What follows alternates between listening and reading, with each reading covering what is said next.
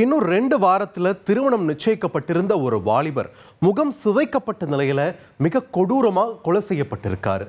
நடந்த கொலைக்கான காரணம் என்ன?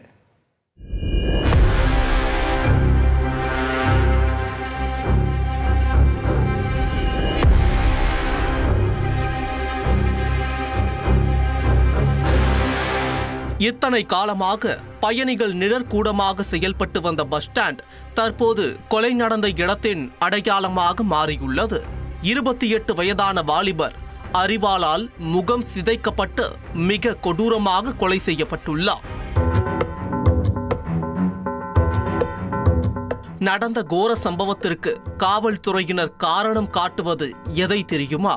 இதோ பயணிகள் நிழற்குடைக்குள் ஒய்யாரமாக நின்று கொண்டிருக்கிறதே இந்த பைக் தான்.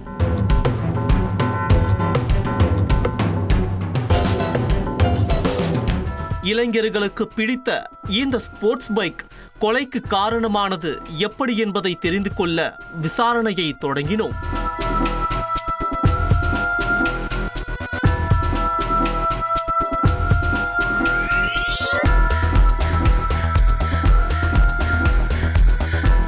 கொல்லப்பட்டவர் திருவாரூர் மாவட்டத்தைச் சேர்ந்த மகேஷ். நெல் அறுவடை செய்யும் இயந்திரத்தை வைத்து தொழில் செய்து வந்த மகேஷுக்கு இம்மாத இறுதியில் திருமணம் நடைபெறவிருந்தது. இந்த சூழலில்தான் சென்ற ஞாயிற்றுக்கிழமையன்று மகேஷும் அவரின் நண்பரான நவீனும் நெல் அறுக்கும் இயந்திரத்தை லாரியில் ஏற்றுக்கொண்டு சிவகங்கை மாவட்டம் இளையான்குடி அருகே உள்ள வேலடிமடை கிராமத்திற்கு வந்துள்ளனர். அப்போதுதான் யாரும் எதிர்பாராத இந்த படு பயங்கர சம்பவம் நடந்துள்ளது.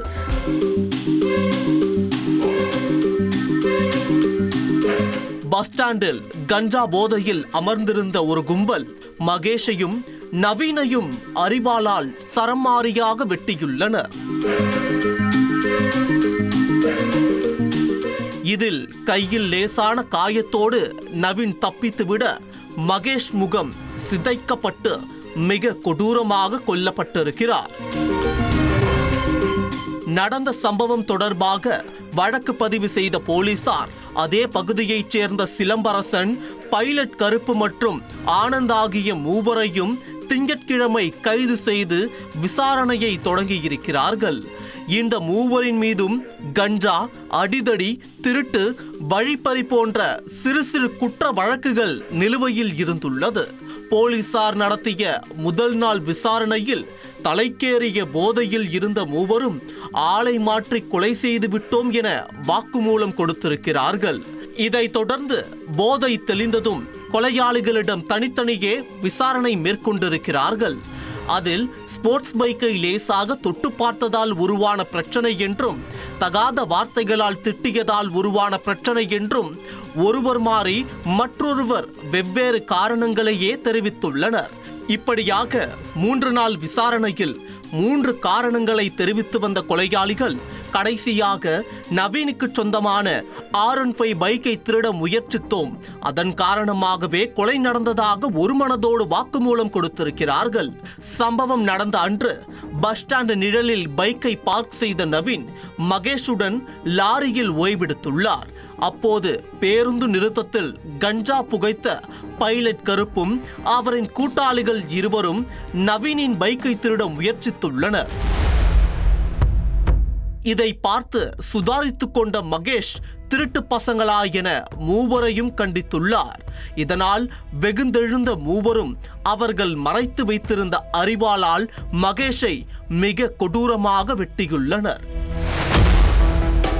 நண்பனை காப்பாற்ற முயன்ற போது நவீன் கையிலும் அரிவாள் விட்டு விழுந்ததாக கொலையாளிகள் வாக்குமூலம் கொடுத்துள்ளனர். வாகனத்தை திருடுவதுதான் கொலையாளிகளின் உண்மையான மோட்டிவாக இருந்ததால் அதனை கிரைம் ஸ்பாட்டிலேயே விட்டு சென்றது ஏன் என்கிற கேள்வி தற்போது எழுந்திருக்கிறது. மேலும் இரு தரப்பினருக்கும் முன்விரோதம் ஏதும் இல்லாத நிலையில் மகேஷை இத்தனை கொடூரமாக வெட்டி சரித்திருப்பதால் இதற்கு பின்னணியில் வேறு ஏதோ காரணம் இருப்பதாகவும் சந்தேகிக்க வைத்திருக்கிறது. அதோடு கடந்த சில மாதங்களாகவே கொலையாளிகள் மூவரும் பெரிய சம்பவத்திற்காக காத்திருந்ததாகவும் சொல்லப்படுகிறது.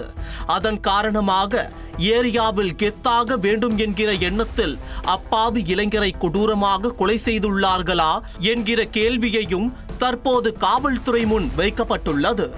இந்த வழக்கில் கொலையாளிகளின் வாக்குமூலம் ஆரம்பத்தில் இருந்தே முன்னுக்கு பின் குழப்பங்கள் நிறைந்துள்ளதாக இருப்பதால் இதில் உள்ள சந்தேகங்களை களைந்து குற்றவாளிகள் கடுமையாக தண்டிக்கப்பட வேண்டும் என்பதே அப்பகுதியைச் சேர்ந்த பொதுமக்களின் வேண்டுகோளாக உள்ளது.